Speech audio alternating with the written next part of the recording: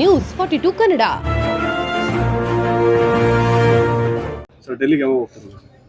ನಾಳೆ ಹೋಗ್ತಿದ್ದೀರಾ ಸರ್? ನಾಳೆ ಬೆಳಗ್ಗೆ ಹೋಗ್ತೀನಿ. ಇಲ್ಲ ಅಂತ ಹೇಳಿದ್ರೆ ಮಕ್ಕಳ ಜೊತೆ ಇಲ್ಲೇ ಆಟ ಆಡ್ಕೊಂಡು ಇಲ್ಲೇ ಇರ್ತೀನಿ. ಇಲ್ಲೇ ಇರ್ತೀನಿ. ಅಲ್ಲ ಸರ್, ಅಂದ್ರೆ ವೋಟ್ ಚೋರಿ ಪ್ರೋಗ್ರಾಮ್ ಇದೆ. ನಾಯಕರಾದ ಡಿ.ಕೆ. ಶಿವಕುಮಾರ್ ನೇತೃತ್ವದಲ್ಲಿ ನಮ್ಮ ವಿಧಾನಸಭಾ ಕ್ಷೇತ್ರದ ಸಾಕಷ್ಟು ಜನ ಮುಖಂಡರು ಹೋಗ್ತಾ ಇದ್ದೀವಿ. ಅದಕ್ಕೆ ನಾನು ಬೆಂಬಲವನ್ನು ಸೂಚನೆ ಮಾಡಬೇಕು. ಇಲ್ಲ ನಾವು ಹೋಗ್ತಾ ಇರೋದು ವೋಟ್ ಚೋರಿ ಕಾರ್ಯಕ್ರಮಕ್ಕೆ.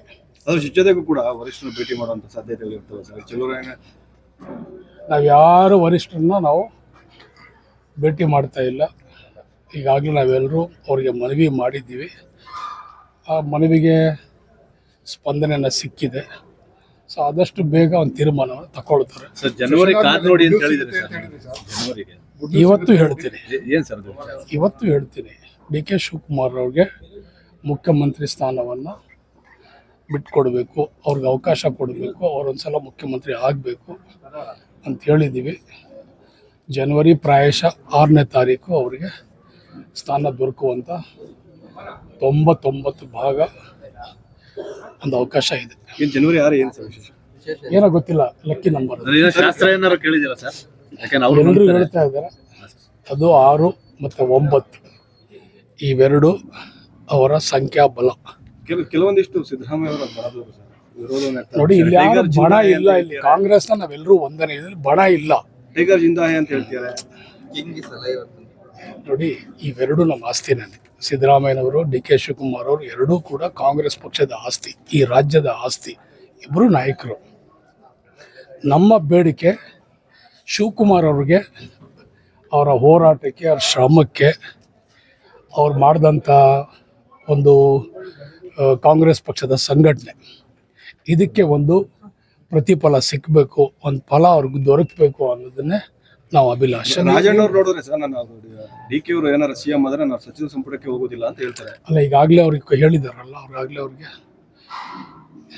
ಸಚಿವ ಸಂಪುಟಕ್ಕೆ ಸಚಿವರಾಗಿನೂ ಬಂದವ್ರೆ, ಬೇರೆ ಏನಾಗ್ತಾರೆ?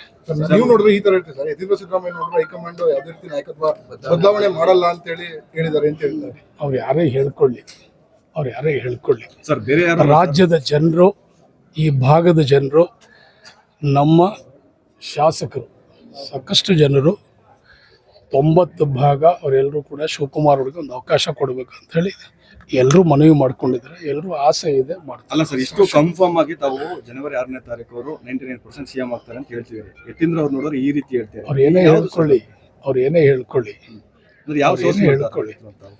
ಏನೇ ಹೇಳ್ಕೊಳ್ಳಿ, ಶಿವಕುಮಾರ್ ಅವರು ಮುಖ್ಯಮಂತ್ರಿ ಆಗ್ತಾರೆ 6ನೇ ತಾರೀಕು. ಆಕಾಂಕ್ಷೆ ಅಂತಿರಲ್ಲ, ಶಾಸಕರ ಬಲ ಇಲ್ಲ ಅನ್ನುವಂಥದ್ದು. ಶಾಸಕರ ಬಲ ಇಲ್ಲ ಅನ್ನುವಂಥದ್ದು. ಇಲ್ಲಿ ಶಾಸಕರು 140 ಜನ ಶಾಸಕರಿದ್ದಾರೆ ಕಾಂಗ್ರೆಸ್ ಅಲ್ಲಿ. ಶಾಸಕರ ಬಲ ಏನಿಲ್ಲ, ಒಂದು ತೀರ್ಮಾನ, ಒಂದು ಬದ್ಧತೆ. ನಮ್ಮ ಕಾಂಗ್ರೆಸ್ ಪಕ್ಷ ಒಂದು ಶಿಸ್ತಿನ ಪಕ್ಷ. ಸೊ ಕಾಂಗ್ರೆಸ್ಸು ಯಾವತ್ತೂ ಕೂಡ ವರಿಷ್ಠ ತೀರ್ಮಾನಕ್ಕೆ ನಾವೆಲ್ಲರೂ ಬದ್ಧವಾಗಿರ್ಬೇಕಂತ ಹೇಳಿದ್ದಾರೆ.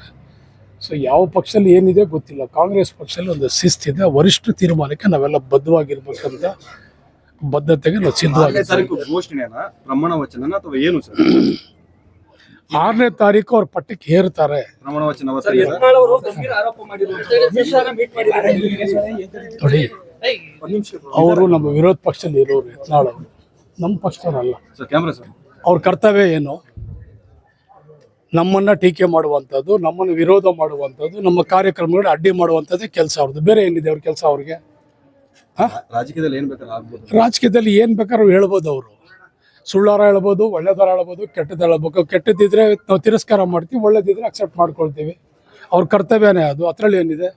ಯತ್ನಾಳ್ ಆದ್ರೂ ಬೇರೆಯವ್ರು ಆದ್ರೂ ಯತ್ನಾಳ್ ಅವ್ರ ಪಕ್ಷದ ವಿಚಾರವಾಗಿ ಅವ್ರು ಮಾತಾಡ್ಕೋಬೇಕು. ಅವ್ರಿಗೆ ಈಗಾಗಲೇ ಯಾವ ಸ್ಥಾನ ಕೊಟ್ಟಿದ್ದಾರೆ? ಅವ್ರಿಗೆ ಉಚ್ಚಾಟನೆ ಮಾಡಿ ಕೊನೆಯಲ್ಲಿ ಹಿಂದೆ ಕೂರಿಸಿದಾರಲ್ವ? ಅವ್ರಿಗೆ ಮುಂದೆ ಇದ್ದಾರೆ, ಅವರು ಮುಂದೆ ಇಲ್ಲ, ಹಿಂದೆ ಕೂತಿದ್ದಾರೆ. ಸರ್, ಅವತ್ತು CM ಮಾತ್ರ ಮತ್ತೆ ಬೇರೆ ಶಾಸಕರುಗಳು ಮತ್ತೆ ರಿಷಫಲ್ ಇರುತ್ತಾ ಏನು ಸರ್? ನಾವು ಶಿವಕುಮಾರ್ ಅವರು ಮುಖ್ಯಮಂತ್ರಿ ಆಗೋದು ಮಾತ್ರ ನಮ್ಮ ಕನಸು.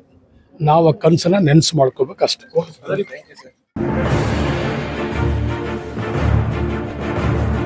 ನ್ಯೂಸ್ 42 ಕನ್ನಡ.